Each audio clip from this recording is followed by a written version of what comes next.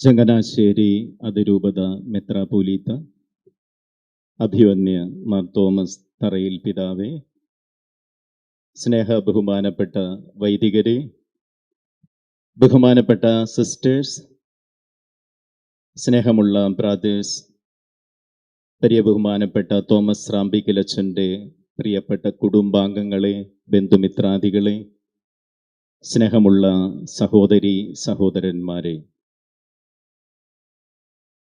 ബഹുമാനപ്പെട്ട തോമസ് റാമ്പിക്കലച്ചൻ്റെ നിര്യാണത്തിൽ ദുഃഖിതരായിരിക്കുന്ന അഭിവന്യ പിതാവിനും മറ്റെല്ലാ വൈദികർക്കും സന്യസ്തർക്കും, പ്രത്യേകമായി തോമസ് അച്ഛൻ്റെ പ്രിയപ്പെട്ട കുടുംബാംഗങ്ങൾക്കും ബന്ധുമിത്രാദികൾക്കും ഇവിടെ സന്നിഹിതരായിട്ടുള്ള നിങ്ങൾക്ക് ഓരോരുത്തർക്കും പ്രാർത്ഥനാപൂർവകമായ അനുശോചനം അറിയിക്കട്ടെ. നമുക്കെല്ലാവർക്കും അറിയാവുന്നതുപോലെ അഭിവന്യ പിതാവ് ആരംഭത്തിൽ സൂചിപ്പിച്ചതുപോലെ ബഹുമാനപ്പെട്ട ശ്രാമ്പിക്കലച്ചൻ തൻ്റെ പൗരോഹിത്യ ശുശ്രൂഷയുടെ സിംഹഭാഗവും വൈദിക പരിശീലന രംഗത്താണ് വ്യാപരിച്ചത്. വടവാതൂർ സെമിനാരിയിൽ 7 വർഷങ്ങൾ അദ്ദേഹത്തിൻ്റെ പരിശീലനം സ്വീകരിച്ച അനേകം വൈദികരിൽ ഒരാളാണ് ഞാൻ. അദ്ദേഹത്തിൻ്റെ ശിഷ്യരായ ഞങ്ങൾക്കെല്ലാവർക്കും ഒറ്റ സ്വരത്തിൽ പറയാൻ സാധിക്കും, ഞങ്ങൾക്കെല്ലാം വലിയ മാതൃക നൽകിയ, പ്രചോദനമേകിയ, ഞങ്ങളെയെല്ലാം രൂപപ്പെടുത്തിയ ഒരു ശ്രേഷ്ഠ വൈദികനാണ് ബഹുമാനപ്പെട്ട തോമസ് റാമ്പിക്കലച്ചൻ എന്ന്. അച്ഛൻ്റെ സമയനിഷ്ഠയും ചിട്ടയായ ജീവിത രീതിയും സെമിനാരിക്കാരെ ഓരോരുത്തരെയും വ്യക്തിപരമായി അറിയാനുള്ള താല്പര്യവും അവർക്ക് വേണ്ടി സമയം ചെലവഴിക്കാനുള്ള സന്നദ്ധതയും എല്ലാറ്റിലുമുപരിയായി അവരെ വ്യക്തിപരമായി തിരുത്താനുള്ള ധൈര്യവും ഞങ്ങൾ ഒരിക്കലും മറക്കുകയില്ല. വൈദിക പരിശീലന രംഗത്തായിരിക്കുന്ന ഏതൊരു പരിശീലകനും ഏറ്റവും ബുദ്ധിമുട്ടുള്ള കാര്യം എന്താണെന്ന് ചോദിച്ചാൽ അത് തിരുത്തുക എന്നതാണ്. അതത്ര എളുപ്പമുള്ള കാര്യമല്ല. കാരണം ഒരാളെ തിരുത്തണമെങ്കിൽ ആദ്യം നമ്മുടെ ജീവിതം ശരിയായിരിക്കണം. പക്ഷേ ഞങ്ങൾക്ക് നിസ്സംശയം പറയാൻ സാധിക്കും, വടവാതൂർ സെമിനാരിയിൽ ബഹുമാനപ്പെട്ട തോമസ് റാമ്പിക്കലച്ചൻ ഉണ്ടായിരുന്ന കാലഘട്ടത്തിൽ അവിടെ പരിശീലനം സ്വീകരിച്ചിട്ടുള്ള വൈദികർക്ക് പറയാൻ സാധിക്കും, മിക്കവാറും എല്ലാവർക്കും ബഹുമാനപ്പെട്ട തോമസ് റാമ്പിക്കലച്ചൻ്റെ തിരുത്തലുകൾ ലഭിച്ചിട്ടുണ്ട്. അച്ഛൻ ഞങ്ങളുടെയൊക്കെ ജീവിതത്തിൽ വ്യക്തിപരമായി ഇടപെട്ടിട്ടുണ്ട്. സത്യം പറഞ്ഞാൽ ഒരു നോട്ടം കൊണ്ട് ഞങ്ങളെ തിരുത്താൻ ശക്തിയുള്ള വൈദികനായിരുന്നു തോമസ് റാമ്പിക്കലച്ചൻ. ഞാനൊരു സംഭവം ഓർക്കുകയാണ്. ഞാൻ സെമിനാരിയിലായിരുന്ന സമയത്ത്, കളിക്കാനുള്ള സമയത്ത് അച്ഛൻ കൃത്യമായിട്ട് ഞങ്ങളോട് പറഞ്ഞിട്ടുണ്ട്, സമയത്തിന് മുൻപ് കോർട്ടിൽ ഇറങ്ങരുതെന്ന്. ഒരു ദിവസം ഞങ്ങളുടെ ബാച്ചിൽ കുറച്ച് പേര് കളിക്കാനുള്ള ആവേശം കൊണ്ട് ബാസ്കറ്റ് ബോളുമായി കോർട്ടിൽ ഇറങ്ങി. കളിയൊന്നും തുടങ്ങിയില്ല, കളിക്കാനിറങ്ങി. അപ്പോഴാണ് റാമ്പിക്കലച്ചൻ അതുവഴി നടക്കാനായിട്ട് പോകുന്നത്. അച്ഛൻ നടക്കാൻ പോകുമ്പോൾ സൈഡിലേക്കൊന്ന് നോക്കും. അങ്ങനെ നോക്കിയാണ് നടക്കുക. ഞങ്ങൾക്ക് മനസ്സിലായി വൈകിട്ട് വിളി വരും. പ്രതീക്ഷിച്ചതുപോലെ അച്ഛൻ്റെ റൂമിലേക്ക് ഞങ്ങളെല്ലാം വിളിച്ചു. ഞങ്ങൾ ചെന്നപ്പോൾ ഒത്തിരി ഒന്നും സംസാരിക്കാതെ അച്ഛനൊന്ന് നോക്കി. ആ നോട്ടം മതി ഞങ്ങളെ വിശുദ്ധീകരിക്കാൻ. എന്നിട്ട് ഒരൊറ്റ വാചകം അച്ഛൻ പറഞ്ഞുള്ളൂ, സമയമായിട്ട് കോർട്ടിൽ ഇറങ്ങിയാൽ പോരെ. ഇതൊന്നും ഞങ്ങൾ ഒരിക്കലും മറക്കില്ല. ഇതൊരു ചെറിയൊരു കാര്യം മാത്രമാണ് ഞാൻ പറഞ്ഞത്. ഇവിടെ ആയിരിക്കുന്ന എല്ലാ അച്ഛന്മാർക്കും പറയാനുണ്ടാകും ഇതുപോലുള്ള 100 അനുഭവങ്ങൾ. അദ്ദേഹം വൈദിക പരിശീലകർക്ക്, വൈദികരാകാൻ പരിശീലനം നൽകുന്നവർക്ക് ഉത്തമമായ മാതൃകയായിരുന്നു. സ്നേഹപൂർവകമായ തിരുത്തലുകൾ മാത്രം നൽകിയ ഒരു വ്യക്തിയായിരുന്നില്ല. ആഴമേറിയ ഹൃദയ ബന്ധങ്ങൾ മനസ്സിൽ സൂക്ഷിച്ചിരുന്ന ഒരു വ്യക്തിയായിരുന്നു പ്രിയപ്പെട്ട തോമസ് അച്ഛൻ. മേരിമാതാ സെമിനാരിയിൽ നിന്ന് യാത്ര പറഞ്ഞ് അച്ഛൻ വിശ്രമ ജീവിതത്തിലേക്ക് പോയതിന് ശേഷമാണ്, വർഷങ്ങൾക്ക് ശേഷമാണ് മേരിമാതാ സെമിനാരിയുടെ രജത ജൂബിലി ആഘോഷം നടന്നത്. അതിന് ക്ഷണിക്കാനായി ഞാൻ തോമസ് അച്ഛൻ്റെ അടുത്തേക്ക് ചെന്നപ്പോൾ അച്ഛൻ തീർത്തും ക്ഷീണിതനാണ്, രോഗാവസ്ഥയിലാണ്, കിടപ്പിലാണ്. എങ്കിൽ പോലും അച്ഛൻ ഞങ്ങളെ സ്നേഹപൂർവ്വം സ്വീകരിച്ചതും മേരിമാതാ സെമിനാരിയിലെ വിശേഷങ്ങൾ ചോദിച്ചതും അവിടെയുള്ള വൈദികരുടെ ഓരോരുത്തരുടെയും കാര്യങ്ങൾ തിരക്കിയതും അച്ഛൻ എന്തുമാത്രം ഹൃദയപൂർവകമായ നല്ല ബന്ധങ്ങൾ കാത്തുസൂക്ഷിക്കാൻ സാധിച്ചിരുന്നു എന്നതിൻ്റെ ഒരു തെളിവ് മാത്രമാണ്. വൈദികർക്കായുള്ള ധ്യാന മധ്യേ ഒരു ധ്യാനഗുരു ഒരിക്കൽ ഇപ്രകാരം പറഞ്ഞു: ദാവീദ് രാജാവിനെ തിരുത്തിയ, ദാവീദ് രാജാവിന്റെ തെറ്റ് ചൂണ്ടിക്കാട്ടിയ നാഥാൻ പ്രവാചകനെ ഉദ്ധരിച്ചുകൊണ്ട് ആ ധ്യാനഗുരു പറഞ്ഞു, നമ്മുടെ സഭയിലെ എല്ലാ സ്ഥാപനങ്ങളിലും ഒരു നാഥാൻ പ്രവാചകൻ ഉണ്ടായിരുന്നെങ്കിൽ എത്ര നന്നായിരുന്നുവെന്ന്.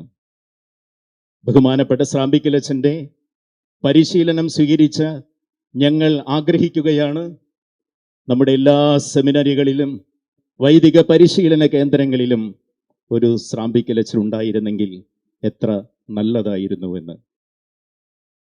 ബഹുമാനപ്പെട്ട തോമസ് അച്ഛൻ പഠിപ്പിച്ചിരുന്ന വിഷയങ്ങൾ ധാർമ്മിക ദൈവശാസ്ത്രവും മനഃശാസ്ത്രവുമാണ്. താൻ പഠിപ്പിച്ച വിഷയങ്ങളെക്കുറിച്ച് ആഴമേറിയ അവഗാഹമുണ്ടായിരുന്ന അച്ഛൻ അത് വളരെ ലളിതമായി പറഞ്ഞു നൽകുന്നതിൽ ഒരുപാട് വിജയിച്ച വ്യക്തിയാണ്. അദ്ദേഹത്തിൻ്റെ അറിവ് ഹൃദയത്തിൽ നിന്ന് വരുന്നത് ഒരു പുസ്തകത്തിൻ്റെയും സഹായമില്ലാതെ, ഒരു നോട്ടിൻ്റെയും സഹായമില്ലാതെ, ഒരു കഷ്ണം പേപ്പർ പോലും കയ്യിലില്ലാതെ വളരെ കൂളായി ക്ലാസ്സിലേക്ക് വന്ന് എല്ലാ കാര്യങ്ങളും ക്രമമായി ഉദാഹരണങ്ങളടക്കം പറഞ്ഞ് ക്ലാസ് എടുത്തു പോകുന്ന ഒരു ശൈലി ഞങ്ങൾക്ക് അതൊരിക്കലും മറക്കാൻ സാധിക്കില്ല. എത്ര സംശയമുണ്ടെങ്കിലും ആര് ചോദ്യം ചോദിച്ചാലും അച്ഛന് കൃത്യമായ മറുപടിയുണ്ട്. അച്ഛൻ മനസ്സിലാക്കിയ കാര്യങ്ങൾക്ക്, പഠിപ്പിച്ച കാര്യങ്ങൾക്ക് കൃത്യതയും വ്യക്തതയുമുണ്ട്. ഒരു അധ്യാപകന് വേണ്ട ഈ രണ്ട് ഗുണങ്ങളും ബഹുമാനപ്പെട്ട തോമസ് റാമ്പിക്കലച്ചന് ഉണ്ടായിരുന്നുവെന്ന് സ്നേഹപൂർവ്വം ഓർക്കുകയാണ്. അച്ഛൻ ഒരു അധ്യാപകൻ എന്ന നിലയിൽ മാത്രമല്ല, സഭയിലെ മറ്റ് പല രംഗങ്ങളിലും സാധിക്കാവുന്ന എല്ലാ ശുശ്രൂഷകളും ചെയ്ത വ്യക്തിയാണ്. തൻ്റെ അറിവും അനുഭവവും ആനുകാലിക പ്രസിദ്ധീകരണങ്ങളിലൂടെ അച്ഛൻ പ്രസിദ്ധീകരിച്ചിട്ടുണ്ട്. ധാരാളം ലേഖനങ്ങൾ അദ്ദേഹം രചിച്ചിട്ടുണ്ടെന്ന് നമുക്കറിയാം. അദ്ദേഹം മേരിമാതാ സെമിനാരിയിലായിരുന്ന കാലഘട്ടത്തിലാണ് അച്ഛൻ പഠിപ്പിച്ചിരുന്ന പ്രധാനപ്പെട്ട ഒരു വിഷയമായ ജസ്റ്റിസിനെ കുറിച്ച്, നീതിയെക്കുറിച്ച് അഡ്വക്കേറ്റ് ജോജി ചെറിയലിൻ്റെ സഹകരണത്തോടെ ഒരു ടെക്സ്റ്റ് ബുക്ക് മേരിമാതാ പബ്ലിക്കേഷൻസിൽ നിന്ന് പ്രസിദ്ധീകരിച്ചത്.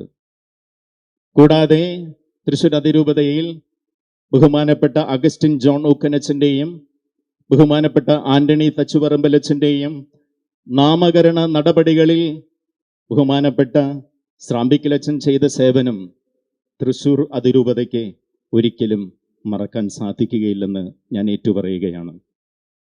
മേരിമാതാ മേജർ സെമിനാരിയിലായിരുന്നപ്പോൾ അധ്യാപകൻ എന്ന നിലയിലും ആത്മീയ പിതാവ് എന്ന നിലയിലും നൽകിയ വിലയേറിയ ശുശ്രൂഷകൾ അതിരൂപത നേതൃത്വത്തിൻ്റെ പേരിൽ ഞങ്ങളുടെ പ്രിയപ്പെട്ട ജനറാൾ അച്ഛൻ ഇവിടെ സന്നിഹിതനാണ്. അഭിമന്യ പിതാക്കന്മാരുടെയും ജനറാൾ അച്ഛൻ്റെയും മറ്റ് ഇവിടെ സന്നിഹിതരായിട്ടുള്ള എല്ലാ വൈദികരുടെയും പേരിൽ ഞങ്ങളുടെ സ്നേഹവും കടപ്പാടും നന്ദിയും ഈ അവസരത്തിൽ അറിയിക്കുകയാണ്. ഈ വന്യ വൈദികൻ നമ്മളോട് യാത്ര പറയുമ്പോൾ ഈ പ്രിയപ്പെട്ട അച്ഛനിൽ നിന്ന് നമ്മുടെ ജീവിതത്തിലേക്ക് നാം സ്വീകരിക്കേണ്ട ചില കാര്യങ്ങൾ, അദ്ദേഹത്തിൻ്റെ വ്യക്തിത്വത്തിൻ്റെ ചില സവിശേഷതകൾ ചൂണ്ടിക്കാണിക്കാൻ ഞാൻ ആഗ്രഹിക്കുകയാണ്. ഒന്നാമതായി, വ്യക്തമായ ആത്മീയ ബോധ്യങ്ങൾ ഉണ്ടായിരുന്ന മനുഷ്യനായിരുന്നു ബഹുമാനപ്പെട്ട തോമസ് റാമ്പിക്കലച്ചൻ. He was a man of integrity. മനസ്സിൽ ഒന്ന് ചിന്തിക്കുകയും പുറത്തേക്ക് മറ്റൊന്ന് പറയുകയും ഇത് രണ്ടുമല്ലാത്ത രീതിയിൽ ജീവിക്കുകയും ചെയ്തിരുന്ന വ്യക്തികളെ പോലെ അല്ല റാമ്പിക്കലച്ചൻ. മനസ്സിൽ ചിന്തിച്ച കാര്യം പുറത്തേക്ക് പറയും, പുറത്തേക്ക് പറഞ്ഞ കാര്യമനുസരിച്ച് ജീവിക്കും. He was a man of integrity. സമഗ്രതയുള്ള ഒരു മനുഷ്യൻ, വക്രതയില്ലാത്തൊരു മനുഷ്യൻ. നേരെ വാ നേരെ പോ എന്ന പ്രകൃതം. കാര്യങ്ങൾ സത്യസന്ധമായി മുഖത്ത് നോക്കി പറയാനുള്ള ആർജവത്വം എന്നും പുലർത്തിയിരുന്ന ഒരു പ്രിയപ്പെട്ട അച്ഛൻ. രണ്ടാമതായി, he was a man of integrity. He was a man of integrity. പഠിപ്പിക്കുന്ന വിഷയങ്ങൾ പഠിപ്പിക്കുക മാത്രമല്ല, ജീവിക്കുക കൂടി ചെയ്തു. ജീവിക്കുക കൂടി ചെയ്തു. ഞങ്ങളുടെ വൈദികരുടെ വാട്സപ്പ് ഗ്രൂപ്പിൽ ഇപ്രകാരം എഴുതിയ ഒരച്ഛൻ, he not only taught moral theology but also he lived it. ധാർമ്മിക ദൈവശാസ്ത്രം പഠിപ്പിക്കുക മാത്രമല്ല, ജീവിക്കുക കൂടി ചെയ്തു. അതുകൊണ്ടാണ് അദ്ദേഹത്തിന്റെ സന്ദേശം ഞങ്ങൾക്ക് കൂടുതൽ വ്യക്തമായതെന്ന് എനിക്ക് തോന്നുകയാണ്. മൂന്നാമതായി, he was a man of commitment. സമർപ്പണ ബുദ്ധിയുള്ള, പ്രതിബദ്ധതയുള്ള ഒരു വൈദികൻ. അച്ഛനെ ഏൽപ്പിച്ചിരുന്ന എല്ലാ ശുശ്രൂഷകളും ഏറ്റവും വിശ്വസ്തയോടുകൂടെ നിർവഹിക്കാൻ അച്ഛൻ പരിശ്രമിച്ചു.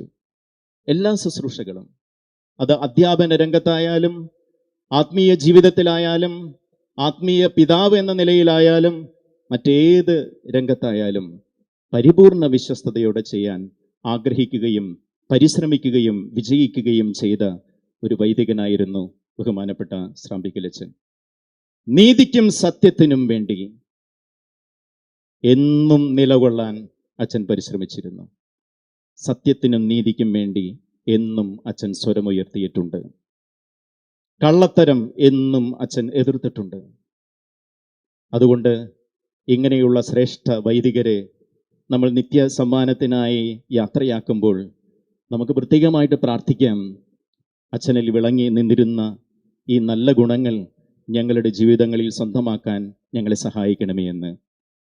ഏറ്റവും അവസാനമായി, എന്നാൽ ഏറ്റവും പ്രധാനപ്പെട്ടതായി എനിക്ക് തോന്നുന്നു, ബഹുമാനപ്പെട്ട റാമ്പിക്കലച്ചൻ വലിയ ഹൃദയ വിശാലതയുള്ള മനുഷ്യനായിരുന്നു. രാജാക്കന്മാരുടെ 1-ാം പുസ്തകം 4-ാം അധ്യായം 29-ാമത്തെ തിരുവചനത്തിൽ രാജാവായ സോളമനെ കുറിച്ച് ഇപ്രകാരം പറയുന്നുണ്ട്: ദൈവമായ കർത്താവ് സോളമനെ അഗാധമായ അറിവും കടൽ തീരം പോലെ വിശാലമായ ഒരു ഹൃദയവും നൽകി. അച്ഛൻ്റെ പ്രിയപ്പെട്ട ശിഷ്യരായ ഞങ്ങൾക്ക് നിസ്സംശയം പറയാൻ സാധിക്കും, ബഹുമാനപ്പെട്ട റാമ്പിക്കലച്ചനെ ദൈവം അഗാധമായ അറിവ് മാത്രമല്ല നൽകിയത്, അച്ഛനെ കടൽ തീരം പോലെ വിശാലമായ ഒരു ഹൃദയവും ഉണ്ടായിരുന്നു. തൻ്റെ അഭിപ്രായങ്ങളും തൻ്റെ ബോധ്യങ്ങളും പങ്കുവയ്ക്കുമ്പോഴും എതിരഭിപ്രായങ്ങളെയും വ്യത്യസ്തമായ സ്വരങ്ങളെയും സഹിഷ്ണുതയോടെ കേൾക്കാനും സാധ്യമാണെങ്കിൽ അംഗീകരിക്കാനും ഒത്തൊരുമിച്ച് കഴിയാനും അച്ഛന് സാധിച്ചു എന്നത് നിസ്സാര കാര്യമല്ല. ഹൃദയവിശാലതയുള്ള ഒരു വൈദികൻ. ഈ പരിശുദ്ധ കുർബാനയിൽ പങ്കുകൊള്ളുമ്പോൾ നമുക്ക് പ്രാർത്ഥിക്കാം, കർത്താവേ, ഞങ്ങളുടെ ഹൃദയങ്ങളെ കുറെ കൂടെ വിശാലമാക്കണമേ. അങ്ങ് സോളമന് നൽകിയതുപോലെ കടൽ തീരം പോലെ വിശാലമായ ഒരു ഹൃദയം ഞങ്ങൾക്ക് നൽകണമേ എന്ന് ഒരിക്കൽ കൂടി ഇവിടെ സന്നിഹിതരായിട്ടുള്ള എല്ലാവർക്കും, അഭിവന്യ പിതാവിനും എല്ലാ പ്രിയപ്പെട്ട വൈദികർക്കും സന്യസ്തർക്കും ദൈവജനത്തിനും പ്രത്യേകമായി പ്രിയപ്പെട്ട തോമസ് അച്ഛൻ്റെ പ്രിയപ്പെട്ട കുടുംബാംഗങ്ങൾക്കും ബന്ധുമിത്രാദികൾക്കും പ്രാർത്ഥനാപൂർവകമായ അനുശോചനം അറിയിച്ചുകൊണ്ട് ഈ വിശുദ്ധ കുർബാനയിൽ അച്ഛന് വേണ്ടി നമുക്ക് പ്രാർത്ഥിക്കാം. തീർച്ചയായും ഞങ്ങൾ വിശ്വസിക്കുന്നു അച്ഛൻ നമുക്ക് വേണ്ടിയും പ്രാർത്ഥിക്കുന്നുണ്ട്, മാധ്യസ്ഥം വഹിക്കുന്നുണ്ട് എന്ന്. ഈശോ നമ്മെ എല്ലാവരെയും സമൃദ്ധമായി അനുഗ്രഹിക്കട്ടെ. ആമേൻ.